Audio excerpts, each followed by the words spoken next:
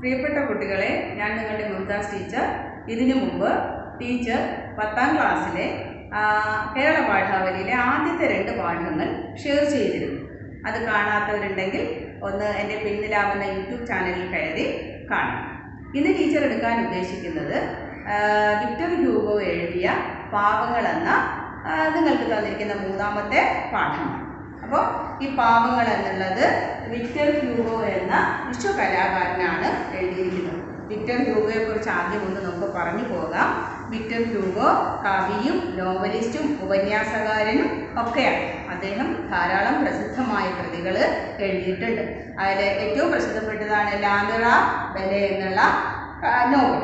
പിന്നെ നോട്ടർഡാമിലെ കൂനൻ എന്നുള്ള മറ്റു പല കൃതികളും എഴുതിയിട്ടുണ്ട്. അത് നമ്മുടെ ടെക്സ്റ്റിൻ്റെ നമ്മുടെ പാഠത്തിൻ്റെ പുറകിൽ തന്നെ എല്ലാം കൊടുത്തിട്ടുണ്ട്. അദ്ദേഹത്തെ കുറിച്ചുള്ള വിവരണം കൊടുത്തിട്ടുണ്ട്.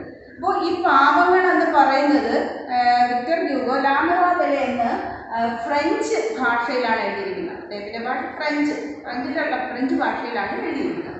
അതിനെ നാലപ്പാട്ട് നാരായണ മേനോൻ പാവങ്ങൾ എന്ന പേരിൽ 3 വാല്യങ്ങളായിട്ട് പ്രസിദ്ധീകരിച്ചു.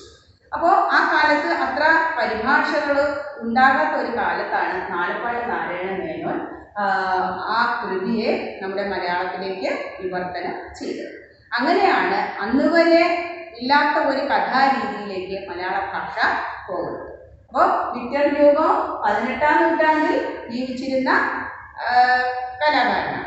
അദ്ദേഹം എഴുതിയ ഈ ലാമിറ ബെലെ എന്നുള്ള പ്രസിദ്ധമായ നോവലിനെ മലയാളത്തിലേക്ക് മനോഹരമായി അദ്ദേഹം വിവർത്തനം ചെയ്യും. അപ്പോൾ ആ കഥ എന്തെന്ന് നമുക്ക് പഠിച്ചു പോകാം. അപ്പോൾ ആ കഥയിലെ ഒരു ചെറിയ ഭാഗമാണ് നമുക്ക് പഠിക്കാനുള്ളത്. ഒരുവേള ടീച്ചർ ഓർക്കുന്നു, LP-യിലാണോ UP-യിലാണോ ടീച്ചർ പഠിച്ചത്, ആ പാഠങ്ങൾ ഇന്നും എൻ്റെ കണ്ണിൽ തന്നെയുണ്ട്. 2 ഭാഗങ്ങളായിട്ടാണ് ഞങ്ങൾക്ക് ഈ പാവങ്ങൾ എന്നുള്ള കഥയിലെ ഒരു ഭാഗം നമുക്ക് പഠിക്കാനുണ്ടായിരുന്നത്. 2 പാർട്ടായിട്ടാണ് അന്ന് ആ പാഠങ്ങൾ തന്നിരിക്കുന്നത്. പണ്ട് അങ്ങനെ തരാറുണ്ട്. അപ്പോൾ അതിൽ ഈ യാങ്വാൾഡാങ് എന്ന കഥാപാത്രം അന്നു മുതലേ ടീച്ചറുടെ മനസ്സിലൊരു തീരാനമ്പരമായിട്ട് അവശേഷിക്കുന്നുണ്ടായിരുന്നു. ആ കഥയിലൂടെ നമുക്ക് പോകുമ്പോൾ അത് മനസ്സിലാവും.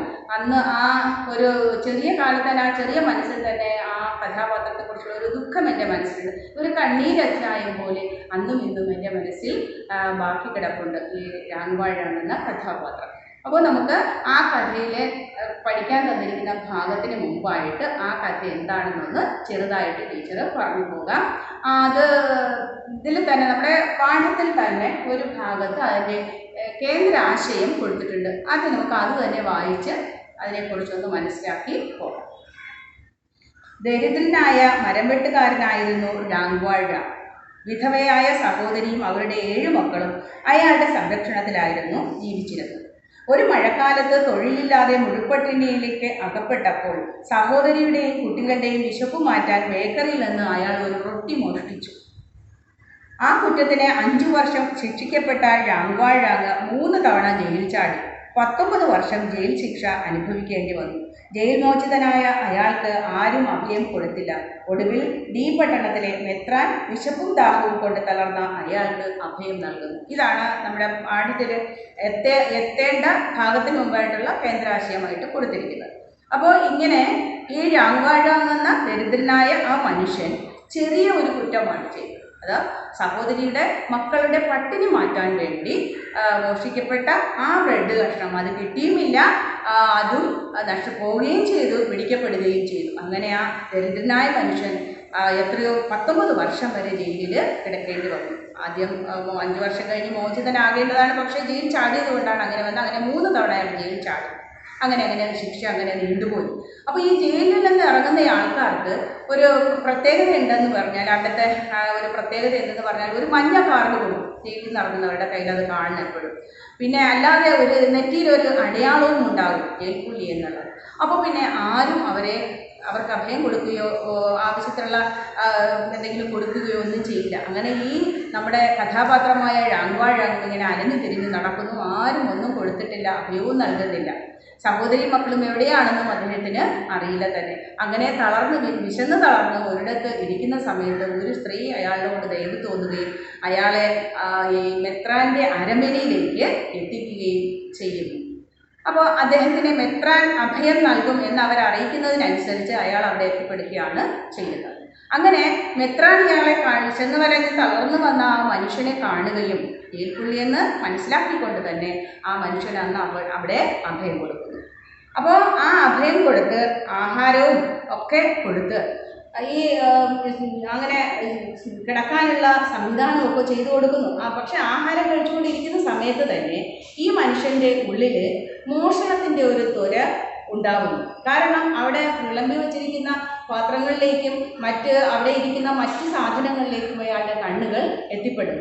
എങ്ങനെയെങ്കിലും അത് കൈക്കലാക്കണമെന്നുള്ള ഒരു മനസ്സിലൊരു ആഗ്രഹം അയാളുടെ മനസ്സിലങ്ങനെ വന്നു ചേരുന്നു. അപ്പോൾ എന്തായാലും ആഹാരമൊക്കെ കഴിച്ച് കിടക്കാനുള്ള ഇതൊക്കെ ഒരുക്കി കൊടുത്ത അയാൾ കിടക്കാൻ പോയി. അങ്ങനെ ആ കിടക്കാൻ പോയിട്ട് രാത്രി സമയത്ത് അയാൾ കണ്ട സാധനങ്ങളുടെ ഒരു ചിത്രം അയാളുടെ മനസ്സിൽ വരുന്നു. അങ്ങനെ അയാൾ അവിടെ എഴുന്നേൽക്കുന്നു.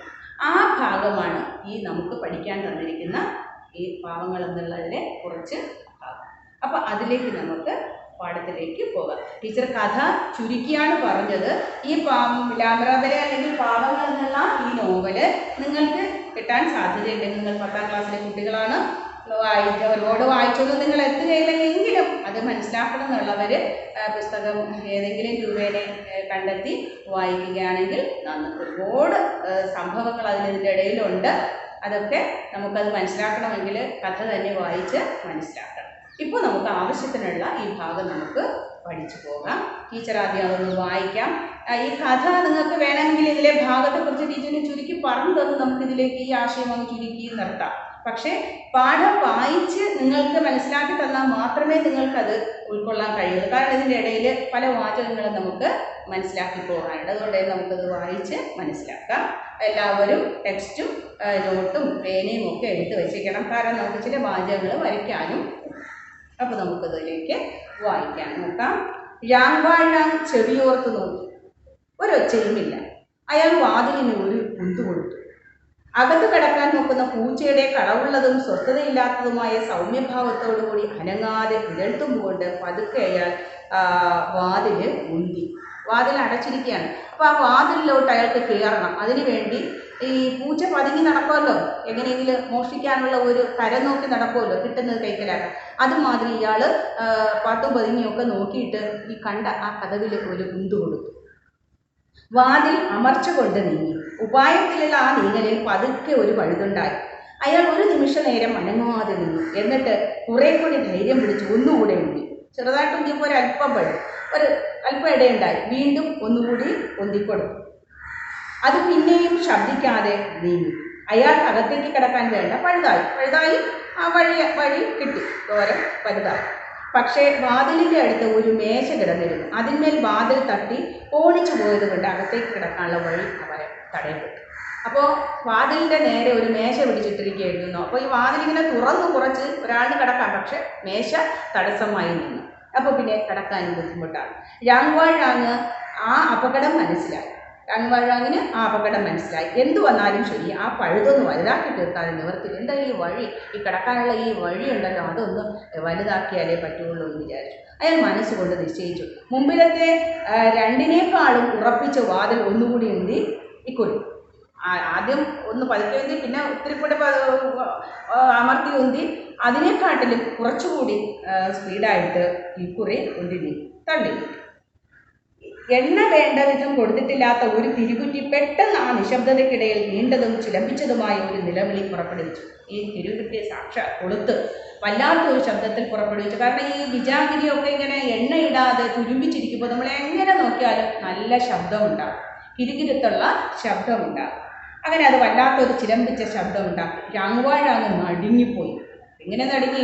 പരലോകത്ത് വെച്ച ഇഹലോകധർമ്മങ്ങളെ വിചാരണയ്ക്ക് എടുക്കുമ്പോഴത്തെ തുളഞ്ഞു കയറുന്നതും ഭയം തോന്നിക്കുന്നതുമായ കാഹള ശബ്ദം പോലെ തിരുകുറ്റിയുടെ കരച്ചിലൊച്ച അയാളുടെ ചുരുട്ടിലടിച്ചു. അപ്പോൾ എങ്ങനെയാണ് ആ ശബ്ദം ഇയാൾക്ക് തോന്നിച്ചത്? പരലോകത്ത് വെച്ച ഇഹലോക കർമ്മങ്ങളെ ഭൂമിയിൽ ചെയ്ത് മനുഷ്യൻ കൂട്ടിവെച്ചതായ പ്രവൃത്തികളുടെ ഫലം അനുഭവിക്കുന്നത് പരലോകത്ത് വെച്ചാണ്. അപ്പോൾ ആ പരലോകത്ത് ഇഹലോകത്തെ കാര്യങ്ങൾ ശിക്ഷയ്ക്കെടുക്കും. അപ്പോൾ ഒരു കാഹളം, ഒരു ശബ്ദം കേൾക്കും. അതുപോലുള്ള ഭയാനകവും ഹൃദയം തുളഞ്ഞു കയറുന്നതുമായ ഒരു ശബ്ദമായിരുന്നു അയാളിവിടെ ഈ വാതിലിൽ തിരുകുറ്റിയുടെ ശബ്ദമായിട്ട് അയാൾക്ക് തോന്നിച്ചത്. അപ്പോൾ ഈ ഭാഗം ഒന്ന് വരച്ചു വയ്ക്കും. അത്രയ്ക്കും ഭയാനകമായിരുന്നു എന്നാണ് പറയുന്നത്. അങ്ങനെ ആദ്യത്തെ അമ്പരപ്പിലും പരിഭ്രമത്തിലും അയാൾക്ക് ആ വാതിൽ തിരുകുത്തി പെട്ടെന്ന് ജീവൻ പൂണ്ടതായും അത് പെട്ടെന്ന് ഒരു ഭയങ്കര ജീവിതം കൈക്കൊണ്ട് ഒരു നായയെ പോലെ എല്ലാവരെയും എഴുന്നേൽപ്പിക്കുവാനും ഉറങ്ങിക്കിടുന്നവരെയെല്ലാം ഉണർത്തി അപകടം അറിയിക്കുവാനും വേണ്ടി കുരയ്ക്കുന്നതായും ഏതാണ്ട് തോന്നി. അയാൾ വിറച്ചുകൊണ്ടും പരിഭ്രമിച്ചുകൊണ്ടും കുറച്ചിലനങ്ങാതെ നിന്നു. കാൽ പെരുവിരലുകളുടെ തുമ്പത്തു നിന്നും അടമ്പുകളിലേക്ക് പിന്നോക്കം വീണു.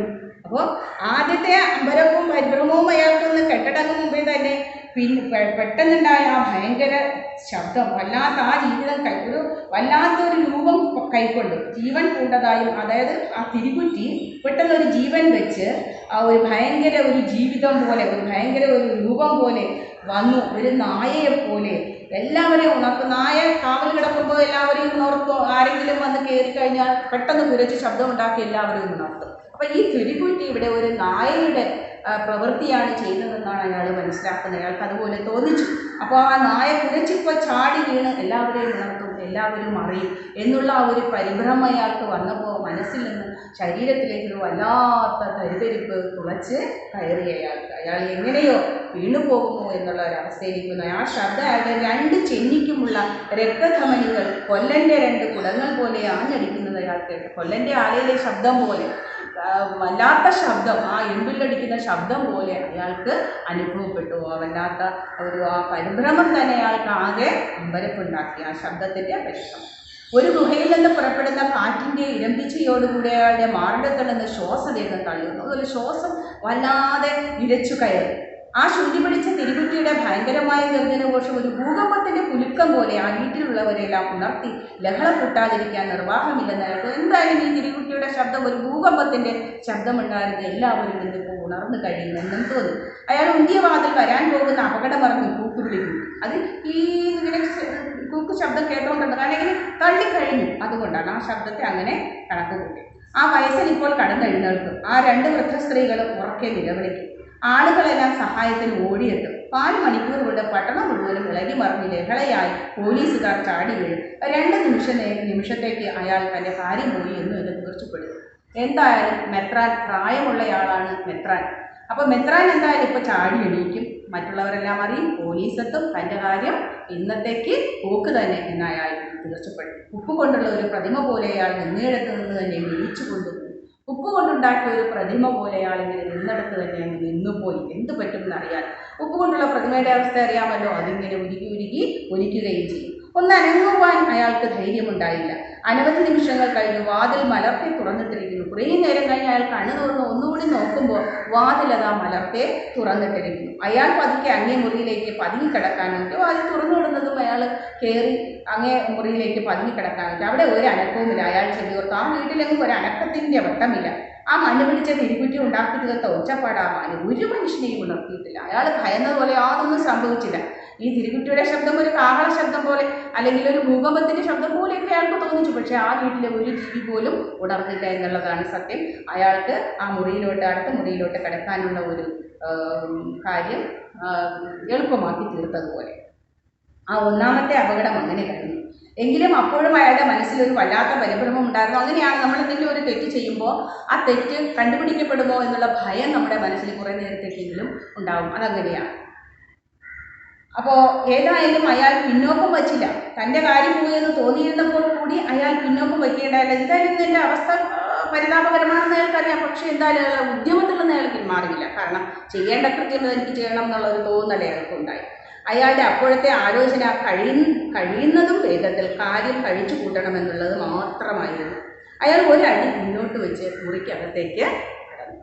അപ്പോൾ തൻ്റെ ലക്ഷ്യം എന്നുള്ളത് പൂർത്തീകരിക്കണം എന്നുള്ള ഒരു മനസ്സയാളുടെ ഉള്ളിൽ മനസ്സ് തനിക്ക് വന്നതുകൊണ്ട് തന്നെ ആ കൃത്യം ചെയ്യണമെന്നുള്ള ഒരു കരുതൽ അയാൾക്കുണ്ടായിരുന്നു. അതുകൊണ്ട് തന്നെ എത്ര ശബ്ദം കേട്ടോ, ആരൊക്കെ വരും, തന്നെ പിടിക്കും എന്നൊക്കെ ഒരു തോന്നലുണ്ടായിട്ടുണ്ടെങ്കിലും പക്ഷേ അവിടെ വെച്ചത് മതിയാക്കിയില്ല. കാരണം എന്താണ്, തെറ്റ് ചെയ്യണമെന്ന് വിചാരിച്ചു പോയപ്പോൾ പിന്നെ അത് ചെയ്തു തന്നെ തീരണമെന്നുള്ള തോന്നൽ അയാൾക്ക് ഉണ്ടാകണം. അവിടെ വേറൊന്നും അയാൾക്ക് ചിന്തിക്കാൻ മനസ്സിൽ ഇടം കിട്ടുന്നില്ല. അപ്പോൾ ഈ വയസ്സനായ ദയാലുവായ മെത്രാൻ്റെ ആ പരിചരണത്തെ പോലും ആ രാങ്വാഴ അങ്ങ് പരിഗണിച്ചില്ല എന്നുള്ളതാണ് നമുക്ക് ആദ്യം ഇതിൽ നിന്ന് മനസ്സിലാകുന്നത്. അപ്പോൾ നമ്മൾ എല്ലാവരും ഇതിൽ നിന്ന് ഈ പഠിച്ച ഭാഗത്തു നിന്ന് നമുക്കൊരു കാര്യം വ്യക്തമായി, തെറ്റ് ചെയ്യുമ്പോൾ എപ്പോഴും വളരെ സൂക്ഷിച്ചു വേണം ചെയ്യാൻ. ഒരിക്കലത് പിടിക്കപ്പെടും എന്ന് തോന്നിയാൽ പോലും തെറ്റ് ചെയ്യുന്നവർ ആവർത്തിച്ചു കൊണ്ടേയിരിക്കും. ഇന്നത്തെ സമൂഹത്തിൽ നോക്കിയാലും ഇത് തന്നെയാണ് നടക്കുന്നത്. അതുകൊണ്ട് എല്ലാവരെയും പാഠം ഉൾക്കൊണ്ടിട്ട്, ഈ വായിച്ച ഭാഗം ഉൾക്കൊണ്ടിട്ട് നമ്മൾ ഒരിക്കലും തെറ്റ് ചെയ്യാൻ തുനിയരുത് എന്നുള്ളൊരു പാഠം ടീച്ചർ എന്ന് പറഞ്ഞു തരുന്നു. ഇതിലൂടെ ബാക്കി ഭാഗം നമുക്ക് അടുത്ത ക്ലാസ്സിൽ പഠിച്ചു പോകാം. ഇന്ന് പഠിച്ച ഭാഗം ഒന്ന് നന്നായിട്ട് നിങ്ങളിരുന്ന് വായിച്ച് മനസ്സിലാക്കുക. ടീച്ചറുടെ ക്ലാസ്സും ഇട്ട് കേൾക്കുക.